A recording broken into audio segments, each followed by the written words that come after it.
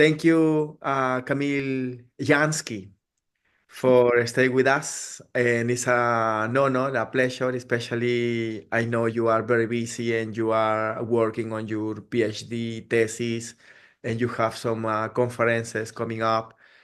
And so thank you so much for your time. And thank you for sharing your experience and your knowledge, especially you are too young and you have a lot of experience, especially with the Latin American topics and studies. If you don't mind to introduce yourself and tell us Yeah, more about you. thank you, Walter, for the invitation. It is also a pleasure for me to be with you here and with the other people who will see it in the future. So hello everybody. My name is Kamil Janski. Nowadays I'm a PhD candidate in the Doctoral School of Social Sciences in University of Łódź. I working on the PhD, which is about the politics of memory about the dictatorship in Uruguay.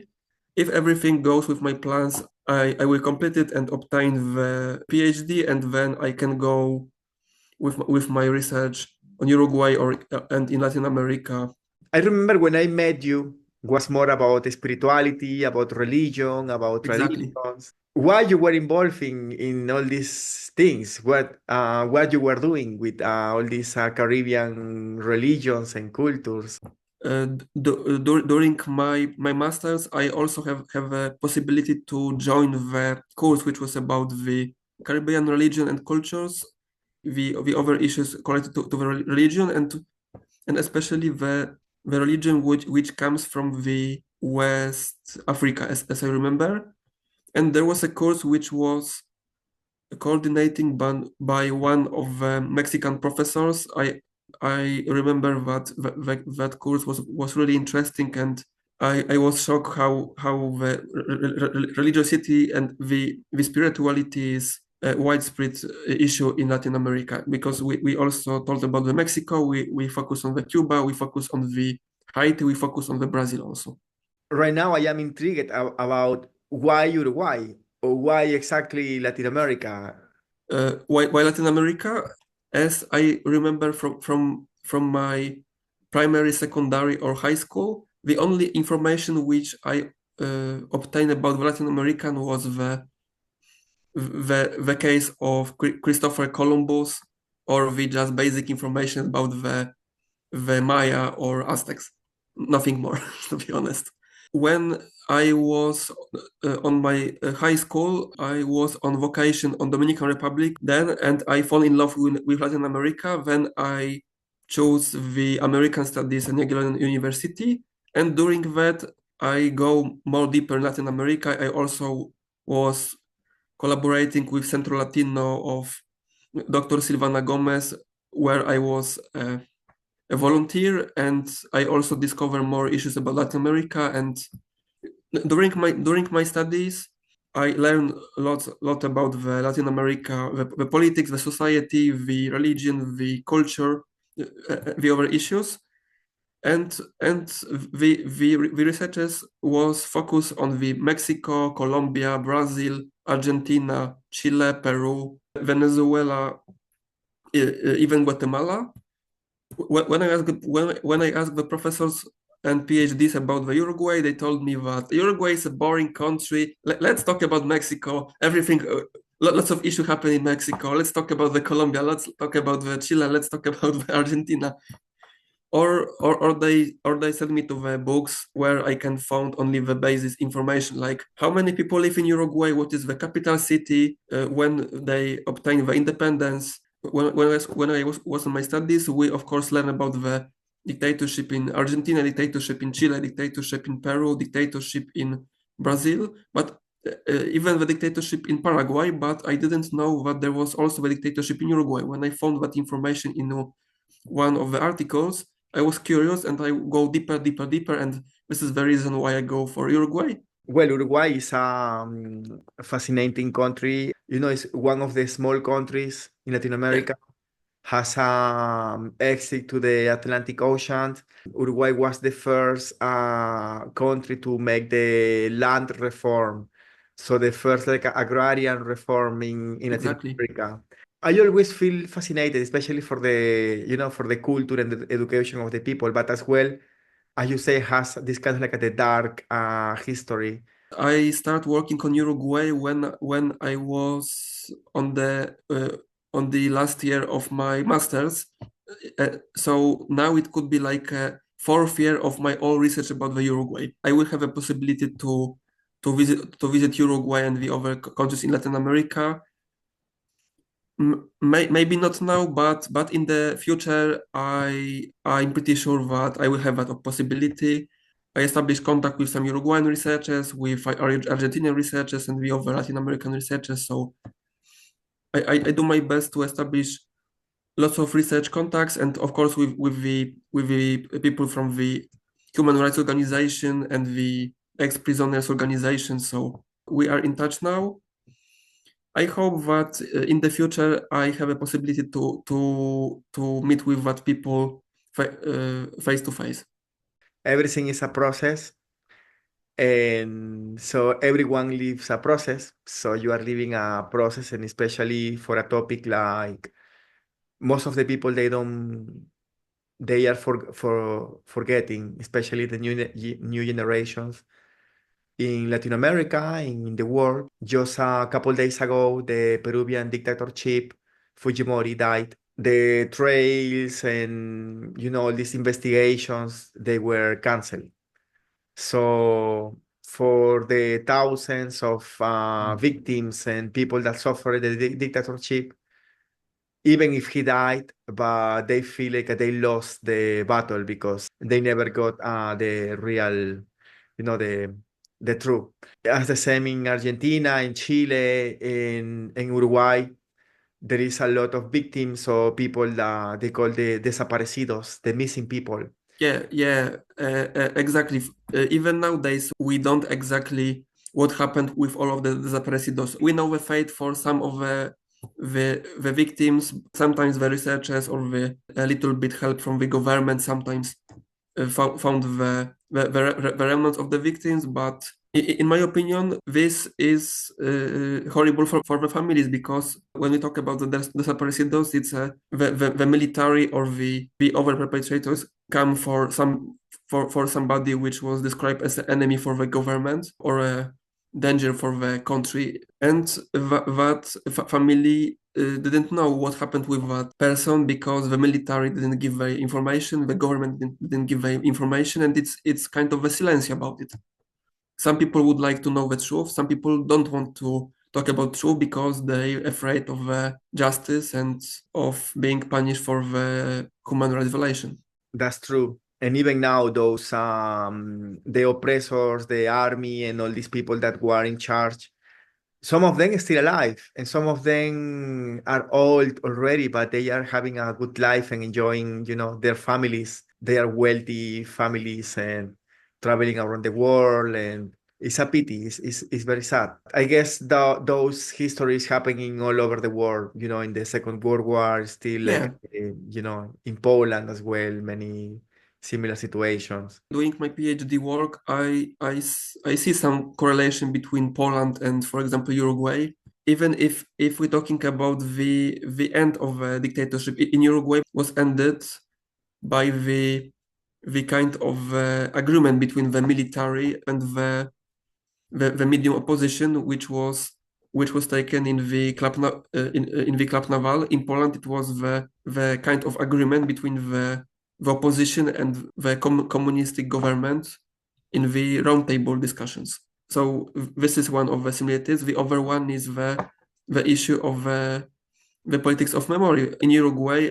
After that Club Naval agreement, there was the amnesty law for the perpetrators. So they have a guarantee that nobody give them the fair trial and then send them to prison. And it was also in Poland. So and also the issue of silencio in Uruguay from 1985 to 2000, there was a time of silencio. So the victim organization or the human rights organization tried to fight for justice, fight for the peace for the families, and was also the case in Poland.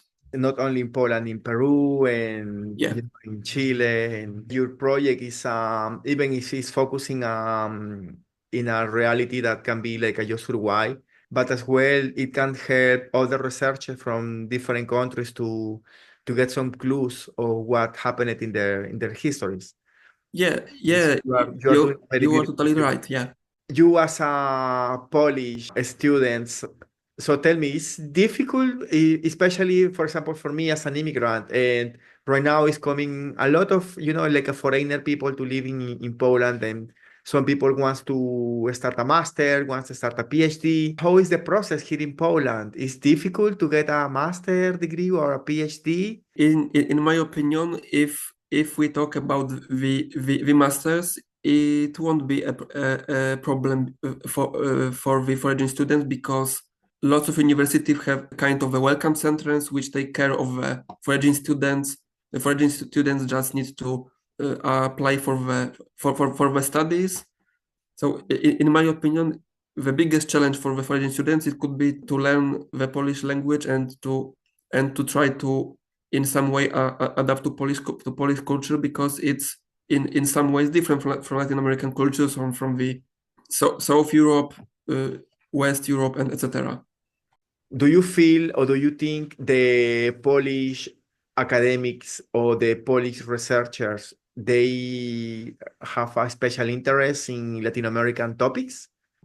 We have lots of Latin American researchers which was focused on the different topics correlated to Latin America, like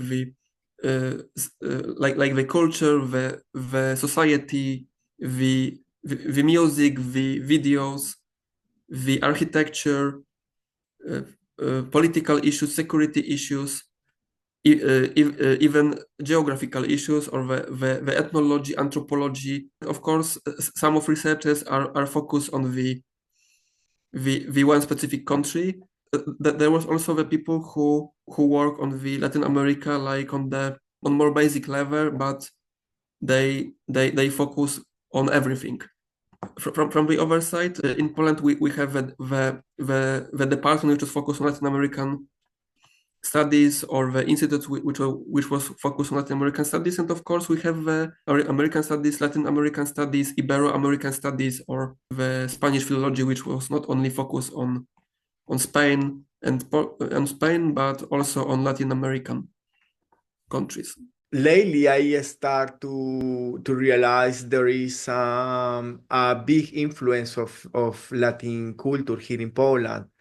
I see more dance schools Yeah, or language school that teach Spanish and all the travel agencies to offering packs for especially for the Caribbean islands.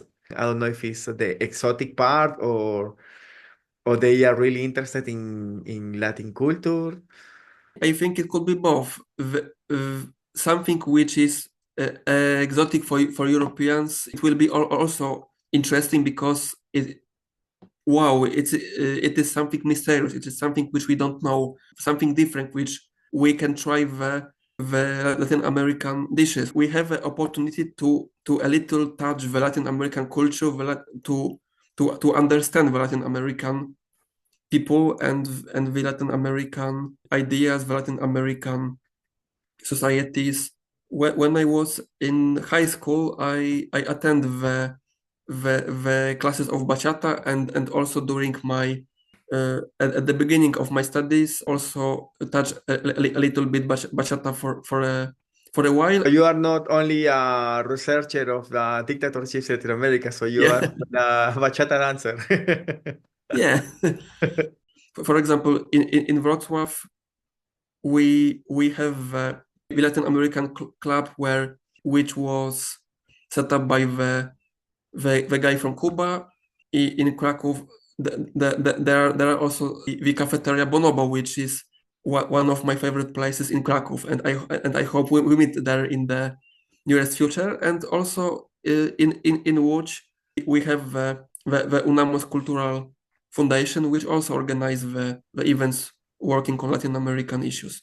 Of course, and I hope to see you here and have a coffee in Bonobo. Yeah, Definitely. for sure.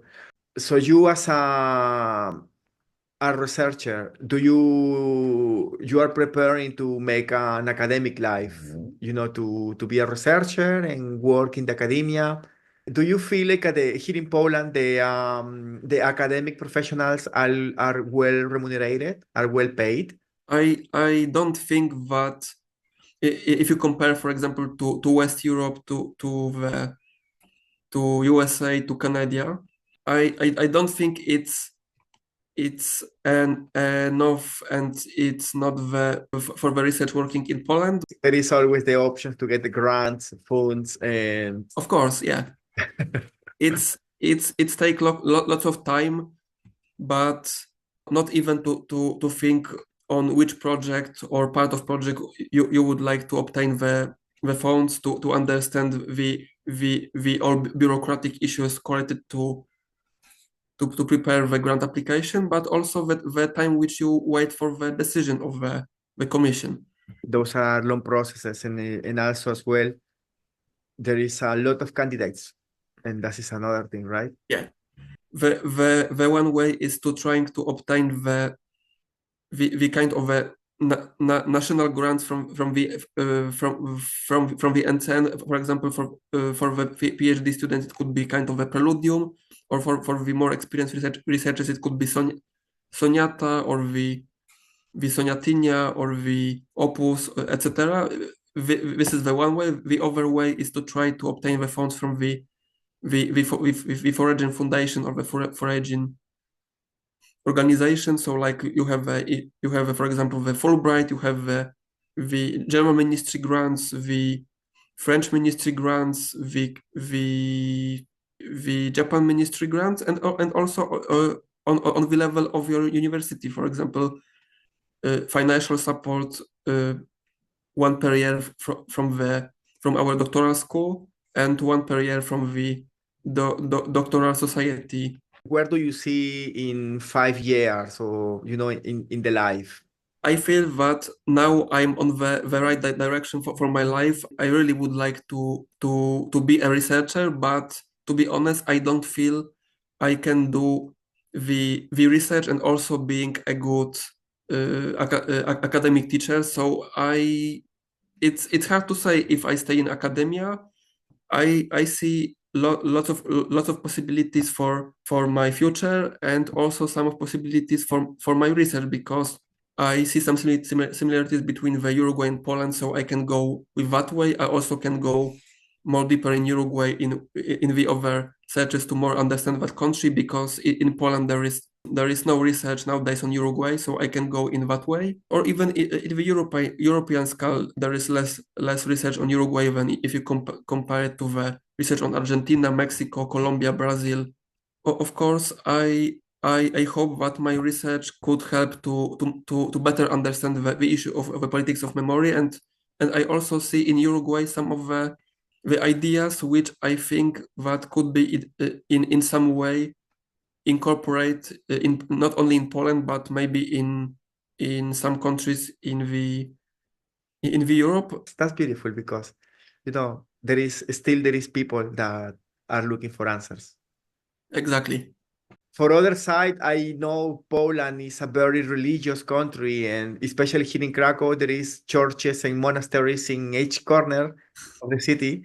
So I'm wondering, from your perspective as a Polish, as a academic, do you see like Poland is opening more for new topics, for new experiences? I think if we talk about the young researchers and young people, my answer will be yes. The young people are open to discover the new issues, to understand the other cultures. The core of Polish culture is the church. So the church, it would be not very happy with that. It's not a very friendly environment for new things, because they would like to have a monopoly for that. But also the people who are the experienced researchers, it could be really interesting in the issues of the shamanism, the issue of the spiritualism. It's something which we didn't discover in Poland or from Poland. Also, before the Catholic Church, we have the Slavic religion traditions, which nowadays are in the core of interest for some researchers because this is kind of our culture, which we didn't discover. We didn't try to touch it to understand it because of the Catholic Church hegemony. But yeah, I would like to learn a little more about the Slavic culture, Slavic religion. We have a diverse culture. The time of communism, we have the time of Second World War, we have this time of when we fight for the independence. So this is the kind of similaration to the Latin American countries because we also need to fight for our independence, to our freedom. And also we have the Middle Ages with the knights, with castles. We also have a time of Renaissance, some in some way like in the West Europe, but different. The young generation in general, academics or people just in general, they speak English and they speak, and they can understand you. And as you say, they are welcoming, all of you are welcoming people. And that's true. I feel so happy here in Poland. So I'm glad, especially to meet people like you that can always share the culture and the beautiful projects. And the young generation in general, academics or people just in general, they speak English and they speak, and they can understand you. And as you say, they are welcoming, all of you are welcoming people. And that's true. I feel so happy here in Poland. So I'm glad, especially to meet people like you that can always share the culture and the beautiful projects. And